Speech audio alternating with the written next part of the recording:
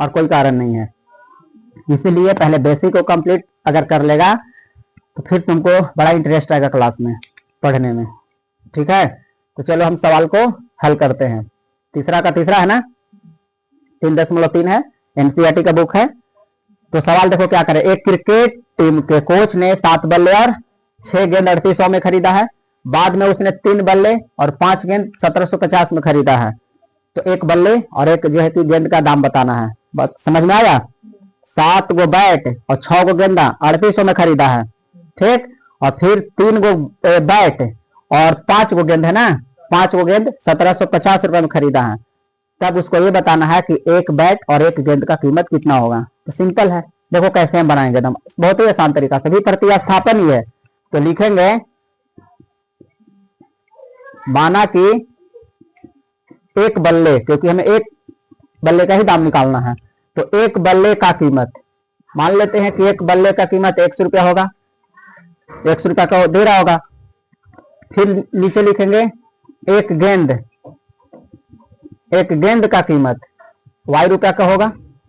ठीक है, एक बैट जो है 100 रुपया का होगा, या फिर एक गेंद जो होगा y रुपया का मान लेते हैं। अब यहाँ पे चलते हैं, 7 गो बैट खरीदा है। अगर हमें एक बैट का कीमत 100 रुपया है तो 7 बैट का कीमत 7x, जितना एगो के है, जो एगो के दाम है, और 7 को खरीदना है तो 7 को से गुना कर लेंगे तो 7x हो जाएगा। मतलब कि अगर एक बैट का कीमत है 100 रुपया तो हमें 7 गो बैट खरीदना है, तो 7 में 100 से गुना कर लेंगे तो 700 हो जाएगा ना। एगो के दाम पता होना चाहिए, एगो के दाम पता होगा तो जैगो के निकालना तो एगो में गुना कर देंगे। तो प्रश्न से आ जाओ, देखो 7 बल्ला खरीदा है ये। ठीक है, 7 बल्ला और प्लस में कर देंगे 6 गो गेंद खरीदा है, तो कै रुपया लगा उसको? 3800 रुपया लगा है।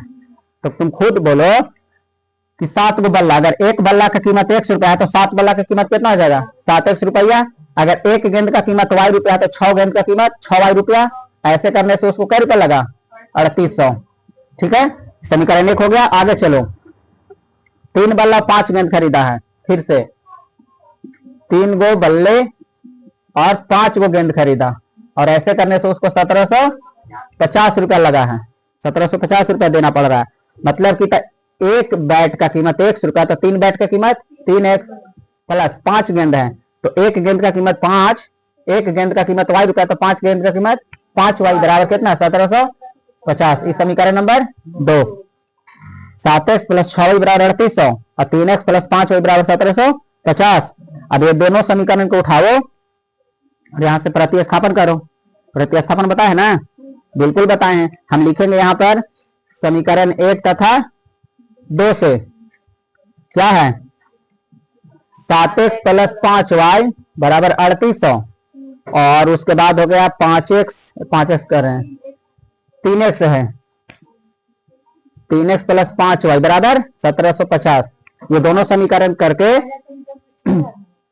6y है ना, चलो 6y, 7x प्लस 6y बराबर 3800 और 3x प्लस 5y बराबर 1750। इन दोनों का करो प्रतिस्थापन। पहले समीकरण 1 से चलेंगे, फिर समीकरण 2 में रखेंगे मान। इतना हल करो। अब इतना ही में थोड़ा सा लगल है।